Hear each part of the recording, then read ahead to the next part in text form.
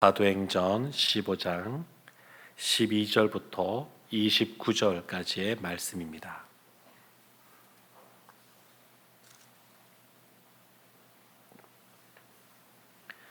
사도행전 15장 12절부터 29절 한 절씩 교독하겠습니다. 온 무리가 가만히 있어 바나바와 바울이 하나님께서 자기들로 말미암아 이방인 중에서 행하신 표적과 기사에 관하여 말하는 것을 듣더니 말을 마침에 야고보가 대답하여 이르되 형제들아 내 말을 들으라. 하나님이 처음으로 이방인 중에서 자기 이름을 위할 백성을 취하시려고 그들을 돌보신 것을 시므온이 말하였으니 선지자들의 말씀이 이와 일치하도다. 기록된 바 이후에 내가 돌아와서 다윗의 무너진 장막을 다시 지으며 또 그 허물어진 것을 다시 지어 일으키리니 이는 그 남은 사람들과 내 이름으로 일컬음을 받는 모든 이방인들로 주를 찾게 하려 함이라 하셨으니 즉 예로부터 이것을 알게 하시는 주의 말씀이라 함과 같으니라. 그러므로 내 의견에는 이방인 중에서 하나님께로 돌아오는 자들을 괴롭게 하지 말고 다만 우상의 더러운 것과 음행과 목매어 죽인 것과 피를 멀리하라고 편지하는 것이 옳으니 이는 예로부터 각 성에서 모세를 전하는 자가 있어 안식일마다 회당에서 그 글을 읽음이라 하더라. 이에 사도와 장로와 온 교회가 그 중에서 사람들을 택하여 바울과 바나바와 함께 안디옥으로 보내기를 결정하니 곧 형제 중에 인도자인 바사바라 하는 유다와 실라더라. 그 편에 편지를 붙여 이르되 수도와 장로된 형제들은 안디옥과 수리아와 길리기아에 있는 이방인 형제들에게 문안하노라. 들은즉 우리 가운데서 어떤 사람들이 우리의 지시도 없이 나가서 말로 너희를 괴롭게 하고 마음을 혼란하게 한다 하기로 사람을 택하여 우리 주 예수 그리스도의 이름을 위하여 생명을 아끼지 아니하는 자인 우리가 사랑하는 바나바와 바울과 함께 너희에게 보내기를 만장일치로 결정하였노라. 그리하여 유다와 실라를 보내니 그들도 이 일을 말로 전하리라. 성령과 우리는 이 요긴한 것들 외에는 아무 짐도 너희에게 지우지 아니하는 것이 옳은 줄 알았노니. 함께 보겠습니다. 우상의 제물과 피와 목매어 죽인 것과 음행을 멀리할지니라. 이에 스스로 삼가면 잘 되리라. 평안함을 원하노라 하였더라. 아멘. 안디옥으로 돌아온 바울과 바나바는 유대에서부터 온 또 다른 사람들의 어떤 사람들의 가르침 때문에 안디옥 교회가 혼란한 것을 보고 결국 그 교회가 예루살렘 회의를 요청하게 됩니다. 그래서 예수 이외에 할례를 받고 유대인이 되어야 구원을 얻는가, 이 문제에 대해서 오늘 본문 앞에 베드로가 자신의 그러한 성령께서 이끄신 경험을 이야기했는데 그 말에 이어서 12절 말씀 보면 바나바와 바울도 이방인 중에서 하나님이 행하신 놀라운 표적과 기사를 말하게 됩니다. 1차 전도행하면서 구브로 섬으로부터 시작하여서 하나님이 어떻게 한 사람 한 사람을 주님께로 돌아오게 하는지, 병자들을 낫게 하는지, 이방인 가운데 어떠한 표적을 행했는지 그런 것들을 이야기하게 합니다. 그래서 베드로의 그 발언과 더불어서 바울과 바나바의 이러한 경험들이 뒷받침되면서 하나님이 이방인들 가운데 구원의 역사를 행하심이 분명하게 드러나게 됩니다. 이에 대해서 이제 야고보, 아마도 이 야고보는 그 당시에 예수님의 친동생 야고보, 이 당시에 세 명의 유력한 지도자가 있었는데 베드로, 요한과 더불어서 예수님의 친동생 그 야고보인데 아마 그 야고보 같습니다. 그 야고보가 14절 보면 이런 말을 합니다. 하나님이 처음으로 이방인 중에서 자기 이름을 위할 백성을 취하시려고 그들을 돌보신 것을 말하였다. 이방인 중에서도 자신을 위하여 백성이라는 표현을 씁니다. 그리고 돌보셨다, 돌본다 표현합니다. 근데 백성, 돌보신다 이런 표현은 구약에 보면 누구를 향하여 쓰는 표현이냐면 하나님이 택한 백성 이스라엘을 향하여 쓰던 표현입니다. 하나님이 택한 이스라엘이 아닌 지금 이방인들을 향하여 이 야고보가 하나님이 백성으로 택하시고 돌보셨다 이렇게 표현합니다. 받아들이는 겁니다. 유대인들의 그러한 어떤 관습부터 시작된 그러한 문화, 또 자신들의 선민의식 이런 것 때문에 이방인에게도 복음이 전파될 뿐만 아니라 그들도 주님의 자녀가 된다라고 하는 이것을 받아들이기가 생각보다 쉽지 않았지만 이 야고보는 그 틀을 깨고 이것을 받아들이는 것을 보게 됩니다. 그러면서 이런 말을 합니다. 15절에 선지자들의 말을 이야기하기 시작하는데 아모스서에 나오는 말을 인용합니다. 두 가지인데 16절 말씀 보면 다윗의 장막, 무너진 장막, 다윗의 왕국, 다윗의 영토가 다시 회복될 것이다. 이것을 첫 번째로 말하고요. 두 번째는 17절에 보게 되면 더 많은 열방에 있는 이방인들, 그들이 이 다윗의 왕국에 편입될 것이다 이렇게 말을 합니다. 그 말은 다윗의 왕국이 단순히 가나안 땅에 있는 그 이스라엘 왕국을 말하는 것이 아님을 드러냅니다. 하나님께서 열방에 있는 이방인들도 결국 하나님께서 다 주님의 자녀로 받아들일 것에 대해서 이미 구약에 예언되어 있던 것이다. 그래서 18절에 즉 예로부터 이것을 알게 하시는 주의 말씀이라, 하나님의 경륜, 하나님의 뜻대로 하나님이 지금 이방인들도 구원하고 계신 것이다 이렇게 말하고 있는 겁니다. 그냥 갑자기 나타나는 것이 아니라 이방인들도 하나님의 백성이 되는 것, 하나님의 뜻 가운데 있다는 겁니다. 그러면서 대안을 제시하는데 이렇게 결론을 지었습니다.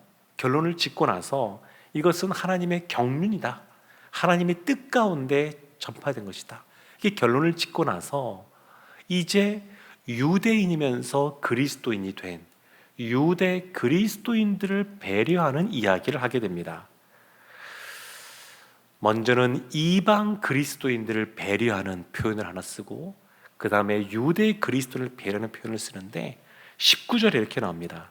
그러므로 내 의견에는 이방인 중에서 하나님께로 돌아오는 자들을 괴롭게 하지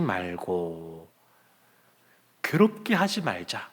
할례를 받거나 율법을 지키거나 이러한 굴레를 씌우지 말자. 이방 그리스도인들을 배려하자. 이렇게 말을 합니다. 또 그러면서도 20절에 보게 되면 다만 우상의 더러운 것, 음행, 목매어 죽인 것, 피 이 네 가지를 멀리하라고 편지하자. 그러니까 이 20절 말씀은 강제 규정이라기보다는 권면하는 사항입니다. 제가 중학생이 되면서부터 이 말씀들을 이제 혼자 읽기 시작하면서 이 부분 볼 때 왠지 마음에 찔림이 있었습니다. 저희 어머니가 소피 선지 해장국을 많이 끓으셨기 때문에 내가 이걸 먹어도 되는 건가? 이런 생각을 하면서 이 표현에 마음에 걸림이 있었는데 이것은 강제 규정이 아니고 권면하는 사항입니다. 이것을 왜 이방 그리스도인들에게 이렇게 말을 한 거냐면, 유대인들은 이 틀을 깨기가 생각보다 어려웠습니다. 베드로 사도도 예수님을 따라다니면서 그렇게 많은 역사, 이방인들에도 베푸는 수로 보내기 여인같이 이방인에도 베푸는 역사들을 보면서도 잡아먹으라 라고 하는 이 환상 가운데 결국 그것을 먹지 않았습니다. 어려운 겁니다. 틀을 깨기가 어려운 겁니다. 그래서 그 유대 그리스도인들을 이방 그리스도인들이 배려했으면 좋겠다 하는 내용이 이 20절 말씀입니다.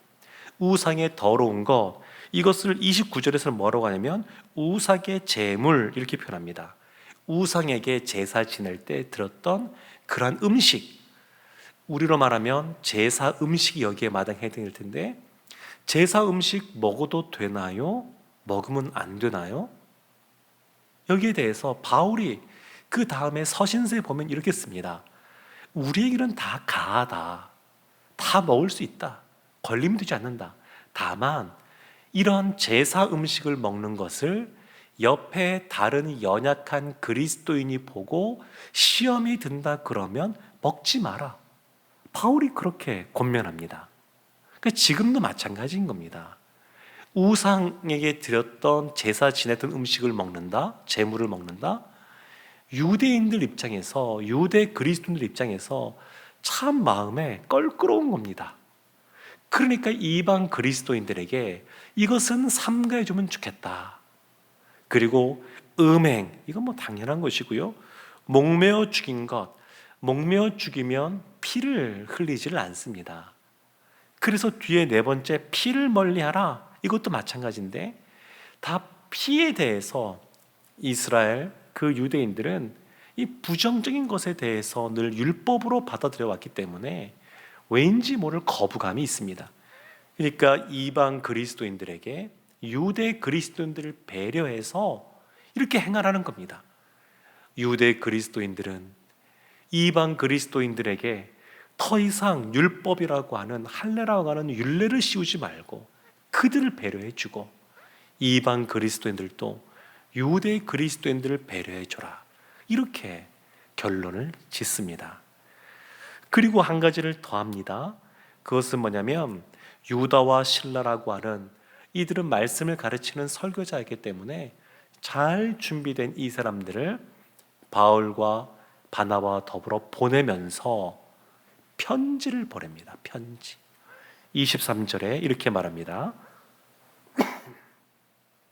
그 편에 편지를 붙여 이르되 사도와 장로된 형제들은 안디옥과 수리아와 길리기아에 있는 이방인 형제들에게 문안하노라. 편지를 붙이는데 이방인 형제들이라고 표현합니다. 받아들인 겁니다. 유대인들만 우리의 형제로 생각하지 않고 그리스도 안에서 이방인들도 하나님의 자녀가 되었다는 것을 인정하고, 그래서 이방인 그리스도인들을 형제로 받아들인 겁니다. 이제 이 경계가 허물어진 겁니다. 형제로 받아들입니다. 형제로. 그래서 29절 끝에 보면 그 마지막 끝에 평안함을 원하노라. 스스로 상가면 잘 되리라. 평안함을 원하노라. 진정으로 안디옥에 있는 이방 그리스도인들이, 이방인 형제들이 잘 되고 평안하기를 원합니다. 이 마음이 전해져서 내일 우리가 살펴보겠지만 31절에 이렇게 나옵니다. 그 편지를 읽고 그 위로한 말을 기뻐하더라. 안디옥에 있는 이방 그리스도인들, 이방인 형제들이 마음의 위안을 얻습니다. 그동안 마음에 갈등이 있고 힘듦이 있었을 텐데, 근데 이제 마음에 위로가 있고 평안이 있고 기쁨이 있습니다. 사랑하는 성도 여러분, 오늘 이 본문의 말씀을 보면 어찌 보면 우리와는 조금 먼 것처럼 느껴지기도 합니다. 우리는 율법에 매여 있는 사람들도 아니요, 그리고 할례를 꼭 받아야 된다고 생각하는 사람들도 아니기 때문에 이 말씀이 우리와 무슨 상관이 있을까, 이런 생각을 해볼 수 있습니다. 물론 다른 사람을 배려해 주는 것, 이것이 필요하구나, 이것을 우리가 꼭 생각해야 되겠지만, 더 중요한 것은 복음이라고 하는 것, 지금 바울과 바나바 사도, 베드로 사도, 그리고 야고보라고 하는 그 초대 그 교회의 지도자, 이런 분들이 예루살렘 회의를 통해서 더 이상 율법으로 말미암아 구원받는 것이 아니다, 믿음으로 구원받는 것이다, 결론을 내렸습니다. 그러면 된 것 아니겠습니까? 가장 권위 있는 사람들, 주님의 수제자이고 또 그 종교 지도자들이 모여서 결정한 이 안에 대해서 이와 같이 회의가 끝났으면 더 이상 논란이 되지 않아야 될 것 같은데, 이어지는 말씀들을 계속 보면, 특히 바울의 서신서들을 보게 되면 이 문제가 지속적으로 나옵니다. 율법의 행위가 있어야 구원이 완성된다라고 하는 이러한 거짓 가르침이 끊임없이 그 교회들을 괴롭힙니다. 그래서 마지막 서신이라고 하는 디모데후서, 순교하기 전에 썼다라고 하는 그 디모데후서에도 보면 이 문제가 또 나옵니다. 계속해서 괴롭히는 겁니다. 분명한 복음, 그것이 무엇인지 사람들이 결론이 나서 알고 있습니다. 모르는 것이 아닙니다. 복음이 무엇인지 알고 있습니다. 그런데 복음 이외에 다른 것들이 계속해서 들어오는 겁니다. 우리에게도 그럴 수가 있습니다. 예수님이면 충분합니다. 우리가 주님 뜻대로 살아가기를 원합니다. 우리가 주님 바라보며 살아갑니다. 그런데 세상의 흐름은 그렇지가 않습니다. 건강이 더 중요한 것 같이 느끼시기도 하고, 노년을 잘 준비하는 것이 더 중요한 것 같고, 신앙생활하는 것보다 우리의 자녀들이 더 좋은 대학, 더 좋고 안정된 그런 직장 생활하는 것이 더 중요한 것 같고, 이런 것들이 들어오는 겁니다. 알고 있습니다. 말씀 우리가 모르는 것이라 알고 있습니다. 그럼에도 불구하고 그 이외에 다른 것들이 우리의 신앙의 그 순수함을 흐리게 하는 것들이 우리 가운데 찾아올 수가 있습니다. 그래서 다시 한 번 더 우리가 늘 이 하나님이 하시는 말씀이 무엇인가에 늘 집중해야 됩니다. 교회적으로도 보면 교회를 세우시고 다스리고 통치하는 분이 누구시냐? 주님이라고 하는 것, 예수님이 우리 교회의 머리 되신다고 하는 것 다 알고 있습니다. 그러면 무엇인가를 우리가 같이 회의를 통해서 결정할 수도 있지만, 또 우리가 무엇인가 섬길 수 있지만, 늘 기억해야 될 것은 주님께서 원하시는 것이 무엇인지, 주님께서 어떻게 하기를 원하시는지, 주님께서 성령님을 통하여 우리한테 힘을 주고 계시는지, 이런 것이 항상 우리의 우선순위가 되어야 될 줄로 믿습니다. 사랑하는 성도 여러분, 더불어서 이렇게 야고보 이 지도자가 서로 배려할 것에 대해서 결론을 지은 것처럼, 우리도 연약한 사람들을 바라보고 그들을 험담하거나 정죄하는 것이 아니라 오히려 품어주고 허물을 덮어주고 더 사랑의 모습으로 다가가는 우리 모두가 되기를 주님의 이름으로 축원합니다. 아멘. 기도하겠습니다. 하나님, 우리에게 믿음으로 구원 얻는 은혜를 주셔서 감사합니다. 비교할 수 없는 그 큰 은혜, 그 놀라운 사랑을 경험한 저희가 다른 연약한 자들도 배려하고 섬기고 사랑할 수 있도록 선하게 인도하여 주옵소서. 예수님의 이름으로 기도합니다. 아멘. 하늘의